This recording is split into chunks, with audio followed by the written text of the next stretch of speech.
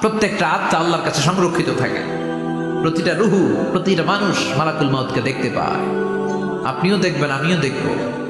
মুমিনদের কাছে এসে মালাকুল মাউত একজন যুবকের বেশে সাদা ধবধবে জুব্বা পরে সুগন্ধি মেখে মুমূর্ষু ব্যক্তির শিওরে বসে বসে বলে, ইয়া আইয়াতুহান নাফসুল মুতমাইন্না, হে প্রশান্ত আত্মা, উখরুজি ইলা মাগফিরাতুল্লাহি ওয়া রিদওয়ানি, আল্লাহর ক্ষমা আর দয়ার দিকে বের হয়ে আসো। বলা মাত্রই মুমিনের আত্মাটা স্মুথলি বের হয়ে আসে। কাফান মিন আকফানিল জান্নাহ, হানুত মিন হানুতিল জান্নাহ, জান্নাত থেকে আনা সুগন্ধি কাফনের মধ্যে পেঁচিয়ে তিনি রূহটাকে নিয়ে ইল্লিনে চলে যায়। সরাসরি দেখে মালাকুল মাউতকে।